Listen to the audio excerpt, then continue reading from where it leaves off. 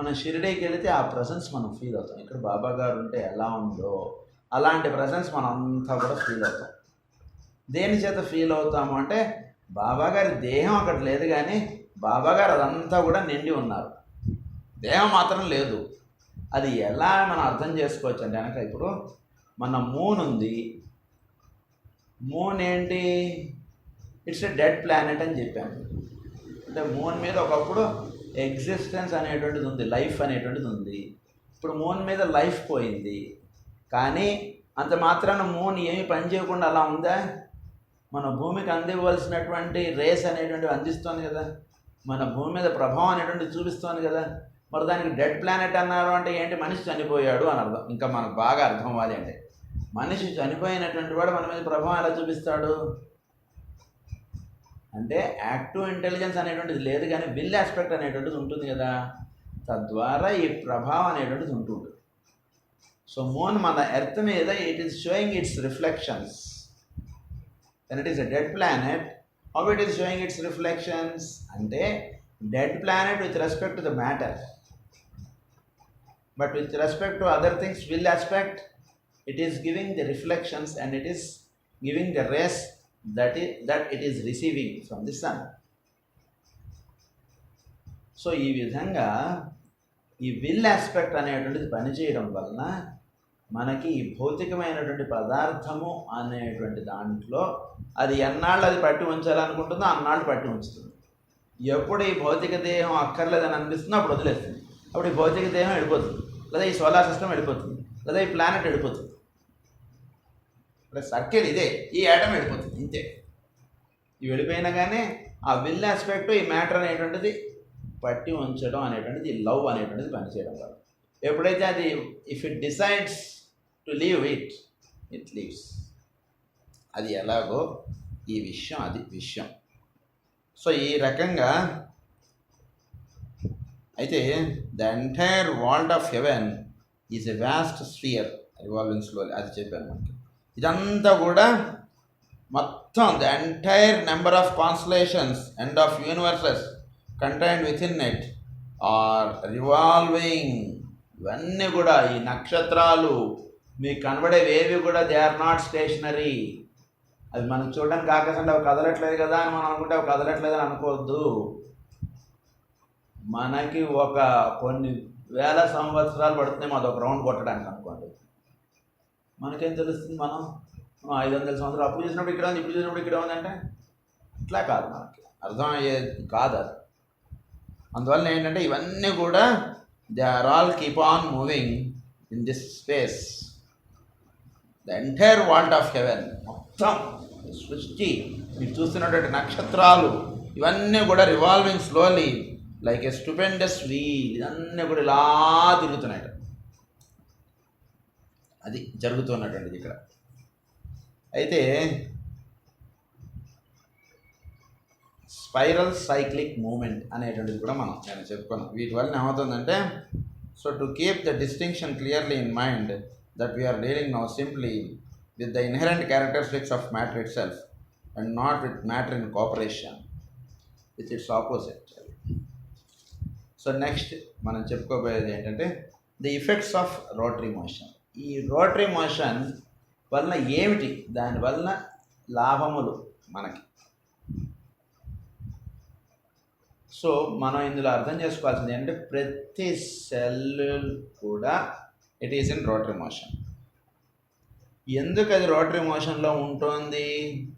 కదలకుండా కూర్చుంటే దానికి ఎగ్జిస్టెన్స్ అనేటువంటిది లేదు. ఫస్ట్ అండ్ ఫార్మోస్ట్ మనం అందరం అర్థం చేసుకోవాల్సింది ఏంటంటే ఏది కూడా కదలకుండా ఉండటం అనేటువంటిది లేదు ఈ ప్రపంచంలో, ఈ సృష్టిలో. ఈ సృష్టిలో ఏది కూడా కదలకుండా అది ఎలా ఉంటుంది అని అంటే దానికి ఎగ్జిస్టెన్స్ లేదు అని అర్థం. అంటే ఈ సృష్టిలో అంటే ఈ సృష్టిలో ప్రతిదీ కూడా కదులుతూనే ఉంది. అంటే మరి స్టోన్స్ ఉన్నాయి, ఇవేవి మనకు కదలట్లేదు కదండి, మరి స్టోన్ ఇవేం కదలట్లేదు కదా అంటే అందులో ఉండేటువంటి యాటమ్స్ అవన్నీ కూడా కదులుతున్నాయి. అందులో ఉండే యాటమ్ చుట్టూతా ఆ న్యూక్లియస్ చుట్టూతా ఎలక్ట్రాన్స్ అన్నీ తిరుగుతూనే ఉన్నాయి కదా, తిరగకుండా లేవు కదా. అలా ప్రతిదీ కూడా it is moving. So that is our Newton's first law. So unless it is obstructed it is in motion అని అన్నారు కదా న్యూటన్స్ ఫస్ట్ లా. అది సో ఇది మనకి ఇక్కడ every macrocosmic rotates in the body of macrocosmic. So separation is produced by rotary movement. ఇప్పటిదాకా మనం law of attraction అనేటువంటి దాని గురించి చెప్పుకున్నాం. నౌ ఎప్పుడైతే అట్రాక్షన్ ఉందో అట్ ది సేమ్ టైం ఇంకొక లా కూడా ఇక్కడ పనిచేస్తూ ఉంటుంది, లా ఆఫ్ రిపల్షన్. ఈ రిపల్షన్ అనేటువంటి లా పనిచేయడం వలన భూమి సూర్యుడి చుట్టూతా ఏ పరిధిలో తిరగాలో ఆ పరిధిలోనే తిరుగుతుంది. బృహస్పతి గ్రహము ఏ పరిధిలో తిరగాలో ఆ పరిధిలోనే తిరుగుతుంది. శని గ్రహం ఏ లేన్లో తిరగాలో అదే లేన్లో తిరగడం అనేటువంటి జరుగుతుంది. శని వచ్చి బృహస్పతి దగ్గర పడిపోవడం కానీ, బృహస్పతి వచ్చి శుక్రుడి దగ్గరకు వచ్చేయడం కానీ ఇవన్నీ జరగవు. ఎందుకు అంటే there is law of repulsion. ఈ లా ఆఫ్ రిపల్షన్ అనేటువంటి పనిచేయడం వలన ఒక యాటమ్కి ఇంకొక యాటమ్కి, ఒక సబ్స్టెన్స్కి ఇంకో సబ్స్టెన్స్కి, ఒక పర్సన్కి ఇంకో పర్సన్కి, ఒక సౌరమండలంకి ఇంకో సౌరమండలంకి, ప్రతి రెండింటి మధ్యలో ఈ లా ఆఫ్ రిపల్షన్ అనేటువంటిది పనిచేయడం వలన ఏం జరుగుతుంది అంటే అది దాని లిమిట్స్లో ఉంటుంది. లా ఆఫ్ రిపల్షన్ పనిచేయట్లేదు అనుకోండి, అది వచ్చి కొద్ది రోజు వీలింట్లో ఉంటుంది. భూమి వెళ్ళి గురుగ్రహం తిరిగేటువంటి పాత్రలోకి వెళ్ళిపోతుంది, గురుగ్రహం తిరిగేటువంటిది వెళ్ళి శుక్రుడు తిరిగే పాత్రలోకి వచ్చేస్తుంటుంది, అంతా గందరగోళం అయిపోతుంది. ఎందుకు అలా వెళ్ళట్లేదు అంటే ఇదంతా కూడా సైన్స్, ఇదంతా కూడా సైంటిఫిక్ ఎక్స్ప్లెనేషన్. కానీ ఇదంతా ఊరినే నమ్మేయండి అనేటువంటిది కాదు, విత్ ఫుల్ క్లియర్గా మనకి అంతా ఎక్స్ప్లెయిన్ చేస్తున్నారు. ఇక్కడ ఏమని చెప్తున్నారంటే కనుక it is science, law of repulsion is science. సైంటిఫిక్గా అది ఉంది కాబట్టి మాత్రమే అది అలా తిరుగుతుంది. ఒకవేళ లా ఆఫ్ రిపల్షన్ అనేటువంటిది లేకపోతే ఏం జరుగుతుంది, ఓన్లీ లా ఆఫ్ అట్రాక్షన్ అనేటువంటిది ఉంటే ఇట్ ఈస్ ఒకటి ఇంకో దాని దగ్గరికి వెళ్ళిపోతుంది. ఇవన్నీ కలిసి మేము అందరం కలిసి 10 రోజులు ఫంక్షన్కి వెళ్దాం అనుకుంటున్నాం అండి అంటుంది. అప్పుడు ఇవన్నీ కూడా కష్టం అయిపోతుంది. అందుగురించి ఏంటంటే కనుక ఈ లా ఆఫ్ రిపల్షన్ అనేటువంటిది సృష్టిలో పనిచేస్తాను. సో ఈ లా ఆఫ్ రిపల్షన్ అనేటువంటిది పనిచేయడం వలన ఈ సోలార్ సిస్టమ్ అనేటువంటిది కానీ, cosmic atom, all the so called atoms with in it's periphery being regarded as molecular. ఇదంతా ఒక మాలిక్యూల్గా ఫామ్ అవడం, ఆ మాలిక్యూల్ మాత్రం ఒక ఇదిగా ఉండటం. లేకపోతే ఏమవుతుందంటే ఒక సబ్స్టెన్స్ అనేటువంటిది సపరేట్ ఎగ్జిస్టెన్స్ అనేటువంటి ఛాన్స్ ఉండదు మనకి. ఇప్పుడు బల్ల వేరు, ఈ ల్యాప్టాప్ వేరు, నేను వేరు, కుర్చీ, ఇవన్నీ వేరువేరుగా ఎందుకు ఉంటున్నాయంటే there is law of repulsion that is working. ఇప్పుడు అన్ని యాటమ్సే, అన్ని యాటమ్స్ అయినప్పుడు అన్ని కూడబలుకుని ఒకటే చోటుకి వెళ్ళిపోయాయి అనుకోండి, మనకి వేరే వేరే వస్తువులు సృష్టి ఇదంతా ఉండదు. సృష్టిలో ఈ కొన్ని యాటమ్స్ ఒక గ్రూప్గా పనిచేయాలి, ఆ కొన్ని యాటమ్స్ ఒక గ్రూప్గా పనిచేయాలి. మేము ఫ్రెండ్స్ కాసేపు మేము కలిసి ఉంటాం, మేము విడిగా ఉంటాం అన్నారు అనుకోండి, ఇప్పుడు సృష్టి లేదు. ఇంకా సృష్టి జరగాలి అంటే దేనికి అది విడిగా ఉంటేనే సృష్టి, లేదా సృష్టికి ఎగ్జిస్టెన్స్ ఛాన్స్ లేదు. సృష్టిలో ఇందులో ఉన్నాను వాళ్ళు ఇందులోనే ఉండాలి, అందులోకి వెళ్ళకూడదు. అందులో ఉన్నాను వాళ్ళు అందులోనే ఉండాలి. చేపలో ఉండాల్సిన వాళ్ళు చేపలోనే ఉండాలి, కుర్చీలో ఉండాల్సిన వాళ్ళు కుర్చీలోనే ఉండాలి. ఎందుకు అవి ఇవి కలవట్లేదు? అది ప్లాస్టిక్కే అయినా ఎందుకు కలవట్లేదు? Because there is law of repulsion. ఆ లా ఆఫ్ రిపల్షన్ అనేటువంటిది పనిచేయడం వలన ఆ సపరేట్ ఎగ్జిస్టెన్స్ అనేటువంటిది ఉంటుంది ఈ సృష్టిలో అనేటువంటిది చెప్తున్నారు. ఈ లా ఆఫ్ రిపల్షన్ అనేటువంటిది ప్రతి ప్లేన్లోనూ ఉంటుంది, ప్రతి ఆటంలోనూ ఉంటుందని చెప్పుకున్నాం. మనకి 7 సబ్ ప్లేన్స్ ఉంటాయని చెప్పుకున్నాం కదా, అలా ప్రతి చోట కూడా ఈ లా ఆఫ్ రిపల్షన్ అనేటువంటిది పనిచేస్తుంది.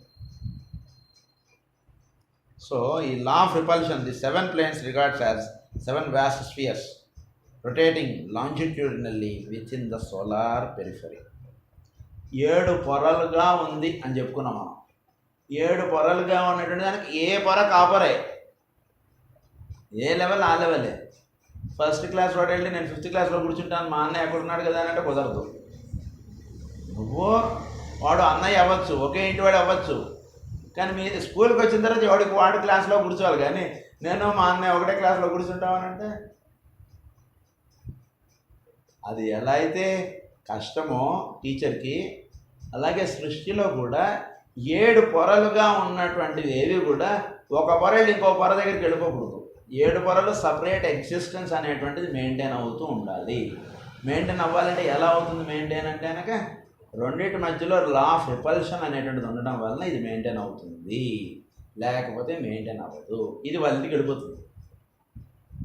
మొత్తం కలిపి ఒక ఇంటికి వెళ్ళిపోయి కూర్చుంటాయి. 7 విడివిడిగా పని చేయవు. కాబట్టి విడివిడిగా పని చేయాలంటే ఒకదానికొకటి పడకూడదు. The 7 rays regarded as the 7 veiling forms of the spirits, themselves spheroidal bands of color, rotating longitudinally and firmly.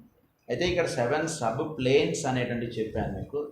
A plane కా ప్లేన్ రొటేట్ అవుతూ ఉంటుంది. ఈ ప్లేన్ వెళ్ళి ఇంకొక ప్లేన్లో వెళ్ళి కలవడం అనేటువంటిది ఎలా అయితే ఉండదు, because of law of repulsion. ఇవి 7 ప్లేన్స్. అలానే 7 రేస్. వర్డ్స్ జాగ్రత్తగా అర్థం చేసుకోండి. 7 ఇవేమో ఇవి ఇలా తిరుగుతుంటాయి, ఇవి లాటిట్యూడ్గా తిరుగుతుంటాయి. These are latitudes. Latitudinally they are revolving. 7 rays అనేటువంటివి లాంజిట్యూడినల్ రివాల్వింగ్. ఇవి ఇలా తిరుగుతుంటాయి. 7 rays of the sun, they are revolving longitudinally. ఇవి లాటిట్యూడ్. మీకు లాటిట్యూడ్ లాంగిట్యూడ్స్ మనకు తెలుసు కదా, మనం మ్యాథ్స్లో చేస్తాం కదా. సో లాటిట్యూడ్స్ లాంజిట్యూడ్స్ ఈ రకంగా ఈ రేస్ అనేవన్నీ కూడా తిరుగుతున్నాయి. కాబట్టి ఇదంతా కూడా ఒక వెబ్ లాగా తయారైంది అని చెప్పారు. ఎలా వెబ్ అంటే కనుక because the planes are latitude and the rays are longitude. దీన్ని మనం అంటే మీకు బాగా అర్థం అవ్వాలంటే రేస్ అనేటువంటిది ఫస్ట్ ఈ ప్లేన్స్ అనేటువంటివి ఈస్ట్ నుంచి వెస్ట్కి తిరుగుతున్నాయి అనుకోండి. రేస్ అనేటువంటి నార్త్ నుంచి సౌత్ తిరుగుతుంది. That is why it is going. అప్పుడు ఇదంతా కూడా ఒక అల్లికలాగా తయారైంది. ఇదంతా కూడా అల్లికలాగా తయారైంది. అప్పుడు ఇదంతా కూడా ఒక వెబ్ లాగా తయారైంది. So each plane is a vast sphere of matter actuated by the latent heat and progressing or rotating in one particular direction.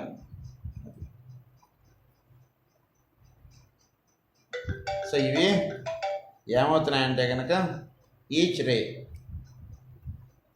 అంటే ప్రతి రే కూడా each plane is a vast sphere of matter. ఇంత కూడా matter. Each plane ఒక్కొక్క plane ఇదంతా కూడా matter. ఈ matter వలన ఏం జరుగుతుందంటే కనుక each plane is a vast sphere of matter actuated by latent heat and progressing or rotating in one particular direction. ఇవన్నీ కూడా ఎట్లా పడితే అట్లా తిరుగుతుంటే కూడా యూజ్ లేదు. ఇవన్నీ కూడా ఒక క్రమమైనటువంటి పద్ధతిలో ఈ రొటేషన్ అనేటువంటిది జరగాలి. It is rotating in one particular direction. కొన్ని ఇటు తిరిగి అలా ఇష్టం వచ్చినట్టు తిరుగుతున్నాయి అనుకోండి, గజిబిజిగా ఉంటుంది పరిస్థితి అంతా. They have to rotate in one particular direction and that should be in పర్ఫెక్ట్గా తిరగాలి. అది కరెక్ట్గా భూమి సూర్యుడి చుట్టూతో తిరిగి మళ్ళీ అదే ప్లేస్కి రావడానికి కరెక్ట్గా 1 year పట్టాలి. 1 year 2 days పట్టిందండి అన్నటువంటిది ఉండకూడదు మనకి. అలా ఉండకూడదు. అలాగా సార్ నాకు 2 days కొంచెం టైం కావాలంటే ఒంట్లో బాగాలేదు అన్నటువంటిది ఉండకూడదు. కరెక్ట్గా 1 year అంటే 1 year పట్టాలి. కరెక్ట్గా 1 day అంటే 1 dayనే పట్టాలి. So it is in perfect. అది సృష్టిలో అంత పర్ఫెక్షన్ అనేటువంటిది ఉన్నప్పుడు మానవుడు ఆ పర్ఫెక్షన్కి వెళ్ళాలండి. సో ఎక్కడా కూడా ఎటువంటి పరిస్థితుల్లో కూడా ఆ పర్ఫెక్షన్ సృష్టిలో ఉన్నటువంటిది ఇటు ఉన్నది ఇటు జరగట్లేదు. మీరు జాగ్రత్తగా మీరు గమనించుకుంటే ప్రతి సంవత్సరం మనకి మేలోనే ఎందుకు ఎండలు ఉండాలి, ఏప్రిల్లోనే ఎందుకు ఎండలు ఉండాలి, ఓ 10 ఏళ్ల తర్వాత ఏప్రిల్లో వర్షాలు కురిసి డిసెంబర్లో ఎండలు కాసి ఇలా అయిపోవాలి కదా. అంటే మనం చుట్టూతో ఉండేటువంటి వాతావరణం చెట్లని పుట్లని కొట్టేసుకుంటే మనకు వర్షాలు తగ్గిపోవడం అనేటువంటిది secondary. But in nature always it is in perfect వే. ప్రతిది కూడా దాని లెవెల్స్గా అది వెళుతోంది. మనం చెట్లు కొట్టేసుకుని కొండలు బాగా కొట్టేసుకుని ఇళ్ళు ఇవన్నీ కట్టుకుంటుంటే మనకు వర్షాలు ఉండట్లేదు. దట్ ఈస్ అవర్ లాస్, మన యొక్క తప్పు. కానీ సృష్టిలో మాత్రం ఆ తప్పు అనేటువంటిది లేదు. ఆ విధంగా ఈ సృష్టిలో సమస్తము కూడా ఒక పర్ఫెక్షన్గా పని జరుగుతుంది. సో అలాంటప్పుడు మనం ఎంత పర్ఫెక్ట్గా పని చేయాలి? సో అంత పర్ఫెక్షన్ ఇన్ అవర్ వర్క్ అనేటువంటిది రావాలి. లోపల విల్ అనేటువంటి వాడు మనలో చేరి మన నుంచి కోరుకుంటున్నది అది. ఏదోటి పని చేసినా లేదా, ఏదోటి ఫైల్ పుటాన్ చేస్తాం లేదా, ఏదోటి వంట చేసి అక్కడ టేబుల్ పెట్టాం లేదా, ఏదో ఒకటి ఈ పని నేను ఆఫీస్లో చేసి ఆ టేబుల్ మీద మా ఆఫీసర్కి అప్పచెప్పేసాను లేదా ఇంట్లో వాళ్ళకి ఏదోటి ఈ పని సామాన్లు అడిగి కొని పెట్టేశానా లేదా. ఇట్లా కాదు. ఇట్లా చేస్తే ఎట్లా? సో మన యొక్క పర్ఫెక్షన్ ఇన్ అవర్ వర్క్ అనేటువంటిది ఎప్పుడు వస్తుందంటే will, love and wisdom, active intelligence, ఈ మూడు ఒక్కటే ఇదిగా కలిసి ఉన్నప్పుడు అది ఉంటుంది. అలా లేనప్పుడు ఏమవుతుందంటే కనుక పర్ఫెక్షన్ అనేటువంటిది రాదు మనకి. ఈ మూడు ప్లేన్స్ ఒకటే ఇదిగా ఉండాలి. సో సృష్టిలో ఈ విధమైనటువంటి పర్ఫెక్షన్గా ఉండటం అనేటువంటిది సహజంగా ఉంటుంది.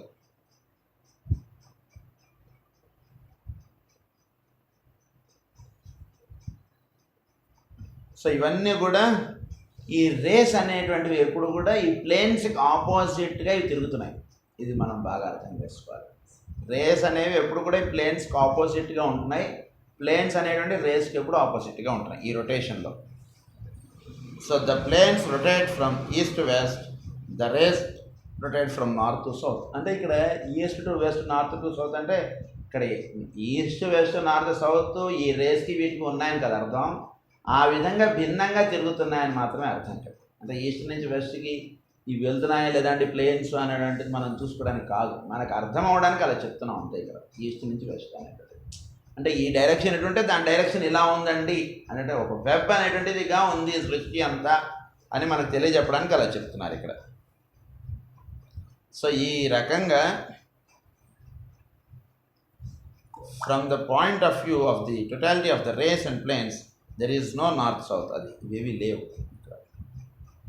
By means of this very interaction the work of our lots of karma is made possible. So ఈ రకంగా ఉండటం చేత పని సృష్టిలో కర్మ అనేటువంటి చక్కగా నిర్వర్తింపబడటం, సృష్టిలో సమస్తము సరిగ్గా జరగటం అనేటువంటిది జరుగుతుంది. ఈ విధమైనటువంటి ఏర్పాటు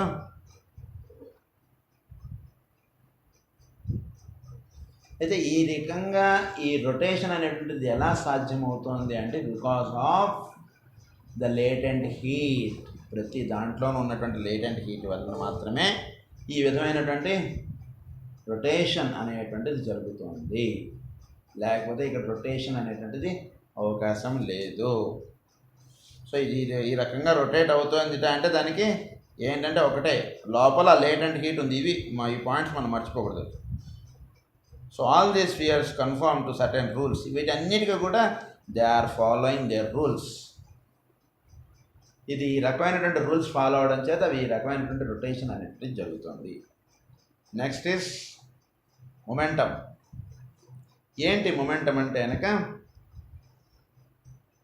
repulsion is brought about by rotary motion and is the basis of that separation which prevents the contact of any atom with the other atom. So ఒకటి ఇంకొక దానితోటి ఈ రిపల్స్ అవ్వడం వలన మాత్రమే ఈ ఎగ్జిస్టెన్స్ అనేటువంటిది చక్కగా జరుగుతుంది. అది మాత్రం మనం బాగా గుర్తుంచుకోవాలి.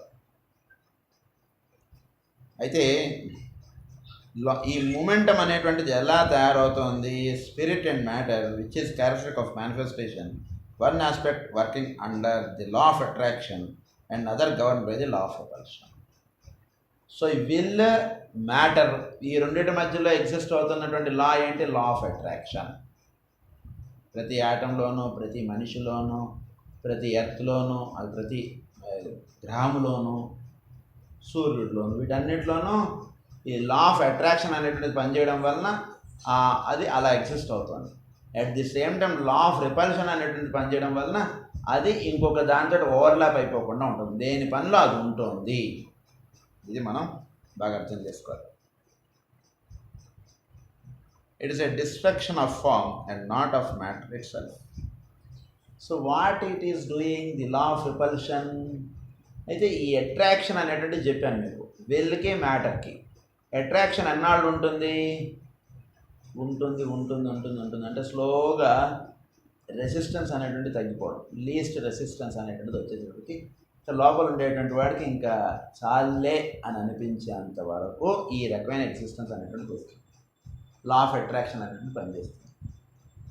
తర్వాత ఏమవుతుందంటే కనుక లా ఆఫ్ రిపల్షన్ అనేటువంటి పనిచేసి ఇవి రెండు సపరేట్ అయిపోయినంత మాత్రాన్ని ఈ మ్యాటర్ ఏమైపోతుంది, ఈ మ్యాటర్ ఇందాక చెప్పాను ఇది బంగారు ముద్దే, ఇది మళ్ళీ దాని నుంచి ముద్ద అయిపోతుంది కానీ అదే మాయమైపోయిందండి అన్నట్టు ఉండదు. మనం ఈ బంగారం ఏవైతే ఉన్నాయో ఇవి తీసుకెళ్తే వాడు వేరే అవి అటుచోట చేసి ఇస్తాడు. అవి మాయమైపోయిందని మీకు మళ్ళీ వేరే బంగారం కొనుక్కోవాలని మీరు అన్నటువంటిది అవసరం లేదు. ఆ బంగారం చాలు, దాన్ని కరిగించేసి వాడు మనం అడిగినటువంటి తయారు చేసి ఇచ్చేస్తాడు, అంతే, సింపుల్. అది ఎలాగో సృష్టిలో కూడా ఆ విధమైనటువంటి ఏర్పాటు అనేటువంటిది ఉంది. జీవులు కానీ, గ్రహములు కానీ, సౌరమండలము కానీ ఏదైనా సరే వీటినే కరిగించేసేసి నెక్స్ట్ది రావటం అనేటువంటిది ఉంటుంది. అందు గురించి మనం క్లాస్లో చెప్పుకున్నప్పుడు ఈ సృష్టిలో ఒకదాని నుంచి ఇంకొకటి రావడం అనేటువంటిది, అంటే ఈ సృష్టిలో ఇంతకుముందు సౌరమండలం వచ్చింది, నేను రూట్ రేసెస్ అని చెప్పాను. First root race, second root race, third root race. So అప్పుడు ఉండేటువంటి సౌరమండలం వెళ్ళిపోయి ఇప్పుడు కొత్త సౌరమండలం వచ్చిందనుకోండి, ఫస్ట్ క్లాస్లో ఉన్నటువంటి పిల్లలే సెకండ్ క్లాస్లోకి వస్తారు. వాడికి అడ్మిషన్ ఎప్పుడు కూడా ఫస్ట్ క్లాస్లోనే, సెకండ్ క్లాస్ కూడా అడ్మిషన్స్ అవసరం లేదు. ఎందుకంటే ఫస్ట్ క్లాస్లో ఉన్న పిల్లాడే సెకండ్ క్లాస్కి, సెకండ్ క్లాస్లో ఉన్నటువంటి వాడే థర్డ్ క్లాస్కి వెళ్తాడు. అలాగే ఇంతకు ముందు ఉన్నటువంటి సౌరమండలమే కరిగించేసేసి దానికన్నా బెటర్ సౌరమండలం ఇప్పుడు వస్తున్నాడు. అప్పుడు నెక్కర్లు వేసుకుని వచ్చాడు, ఇప్పుడు ప్యాంట్ వేసుకుని వస్తాడు. అంటే డెవలప్మెంట్. ఇప్పుడు వాడు చిన్న పిల్లవాడు కాబట్టి ఫస్ట్ క్లాస్లో నెక్కర్లు వేసుకొచ్చాడండి. ఇప్పుడు ప్రస్తుతం ఉన్నటువంటి పిల్లవాడు ఏమంటే సౌరమండలంలో వాడంటే ఇప్పుడు ఫోర్త్ క్లాస్ వాడు, ఇప్పుడు ప్యాంట్ వేసుకొస్తాడు మరి అట్లా. సో ఈ సౌరమండలం అనేటువంటిది కూడా ఆ విధంగా తయారు చేయబడింది తప్పితే అప్పుడున్నటువంటి సౌరమండలం వేరు, ఇప్పుడు ఉండేటువంటి సౌరమండలం వేరు అనేటువంటిది కాదు. సో ఈ విధమైనటువంటి law of attraction and law of repulsion అనేటువంటిది అదే రెండింటి మధ్యలో పనిచేస్తుంటుంది. ఈ విల్కిను మ్యాటర్కి మధ్యలో లా ఆఫ్ రిపల్షన్ ఎప్పుడైతే వస్తుందో మ్యాటర్ని వదిలేసి విల్ వెళ్ళిపోతుంది. ఇప్పుడు మ్యాటర్ తోటి ఇంకొక కొత్త ఫామ్ అనేటువంటి తయారవుతుంది. కానీ ఆ మ్యాటర్ తీసుకుపోయి పడేసేసి మళ్ళీ కొత్త మ్యాటర్ కొనాల్సిన అవసరం లేదు ఈ ప్రపంచంలో. బాగా తెలుసుకోవాలి. ఎక్కడికి పోతుందంటే ఇదంతా కరిగించేస్తారు ఆ బంగారాన్ని, మళ్ళీ వాటినే పూతలుగా పూస్తుంటారు. ఇది జరుగుతుంది ఇక్కడ. Next is frictional effect on all other bodies, atomic, producing, vitality of the atom, coherence of the atom, ability to function. ఇక్కడ ఇంకొకటి ఏంటంటే frictional effect on all other bodies, atomic, producing. ఈ ఫ్రిక్షనల్ ఎఫెక్ట్ అంటే ఈ rotation వల్ల ఏం జరుగుతుంది అంటే కనుక వైటాలిటీ ఆఫ్ ది యాటమ్, అంటే లోపల వైటాలిటీ అంటే దానిలో ఒక శక్తి అనేటువంటిది ఒకటి పుడుతోంది. దీని గురించి కొంచెం చెప్పాలి. ఒక యాటమ్ ఉంది, ఈ యాటంలో అది చుట్టూతా తిరుగుతోంది. ఆ చుట్టూతా తిరుగుతున్నప్పుడు దానికి ఒక పాయింట్లో కొంచెం డిప్రెషన్ ఉంటుందన్నమాట. ఇట్ ఈస్ స్ఫెరికల్ అని చెప్పారు, it is not circular. So మనం అందరం గుర్తుంచుకోవాల్సింది ఏంటంటే it is spherical but not circular. So ఈ స్ఫెరికల్గా ఉన్నటువంటి దానిలో ఒక డిప్రెషన్ అనేటువంటిది ఉంటుంది. సో ఆ డిప్రెషన్లో నుంచి లోపల ఎలా అయితే మనకి లేటెంట్ హీట్ ఉంటుందో ఆ డిప్రెషన్ అనేటువంటిది నార్త్ నుంచి సౌత్గా ఉంటుంది అన్నమాట. డిప్రెషన్ అనేటువంటిది, ఆ డిప్రెషన్లోంచి ఫోర్స్ అనేటువంటిది ప్రొడ్యూస్ అవుతూ ఉంటుంది యాటంలో. సో దాని నుంచి హీట్ అనేటువంటిది ప్రొడ్యూస్ అవ్వటం అనేటువంటిది జరుగుతుంటుంది. సో ఎబిలిటీ టు ఫంక్షన్ అనేటువంటిది వస్తుంది అన్నమాట. ఇంకొకటి ఏం వస్తుందంటే వైటాలిటీ ఆఫ్ ది యాటమ్ అనేటువంటిది వస్తుంది. ఎప్పుడు వస్తుంటుందంటే ఈ రొటేటరీ మోషన్ అవుతుండడం వల్ల ఈ ఫ్రిక్షనల్ ఎఫెక్ట్, అంటే అదేంటి ఇది ఫైర్ బై ఫ్రిక్షన్.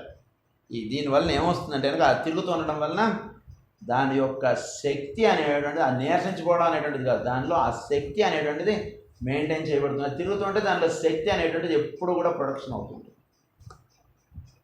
అది ఆగిపోతే శక్తి ప్రొడక్షన్ ఆగిపోతుందండి.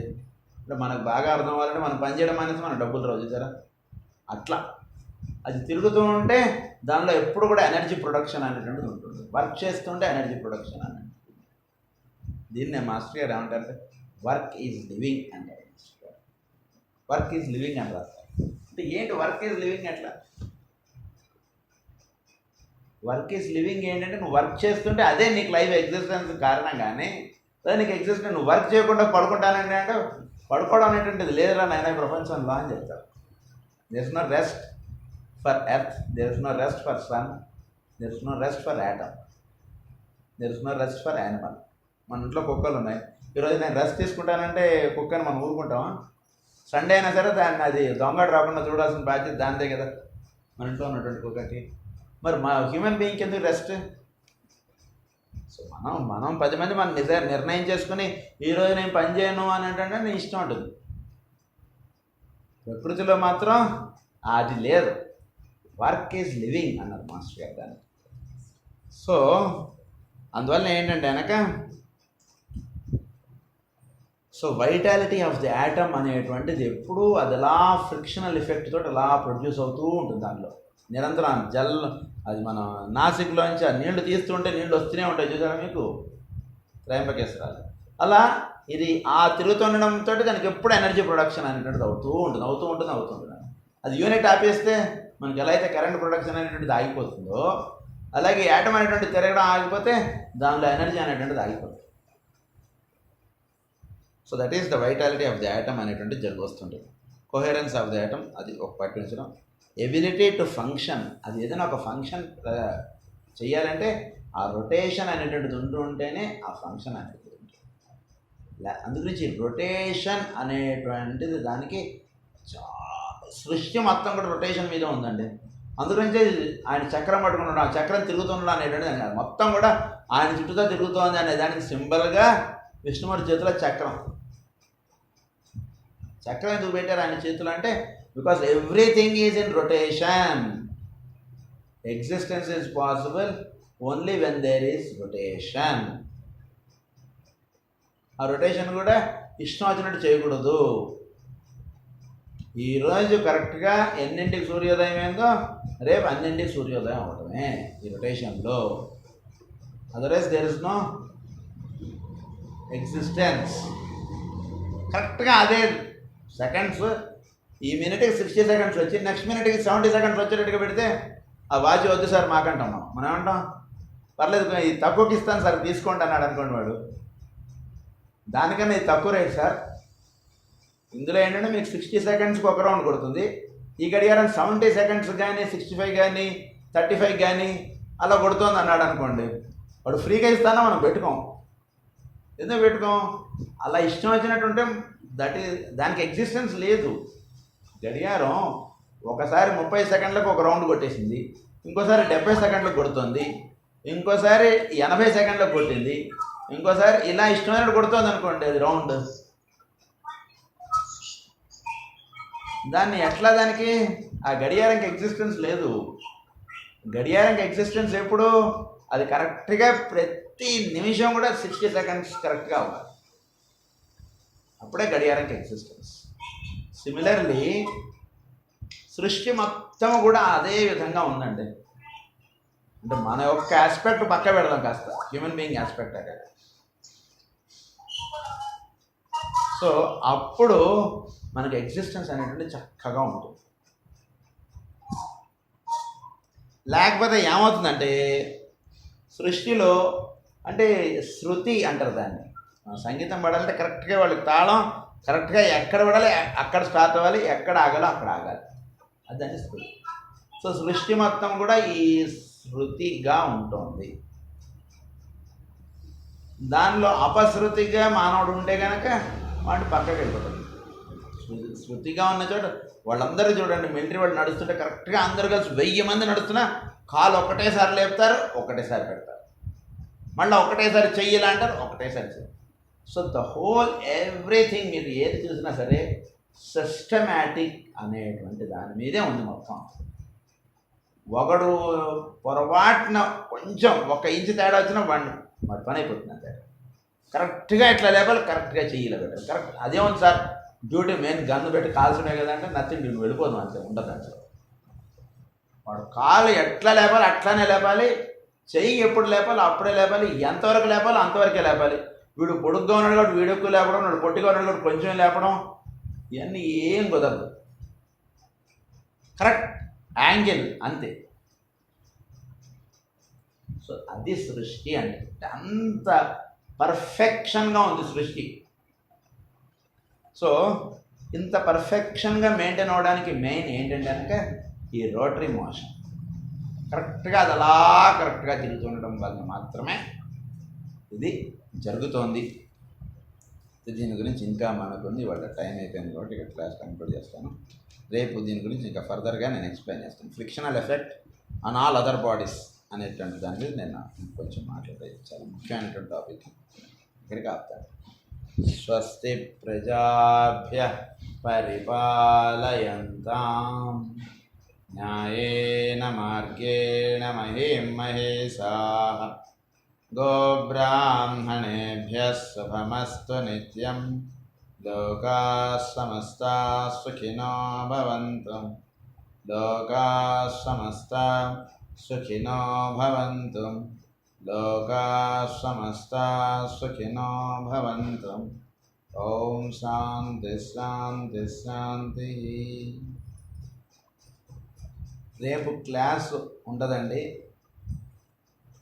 రేపు పూర్ణిమ ధ్యానం మనకి, అందు గురించి 6:30 to 8 పూర్ణిమ ధ్యానం గురించి స్కైప్లో ఉంది క్లాస్.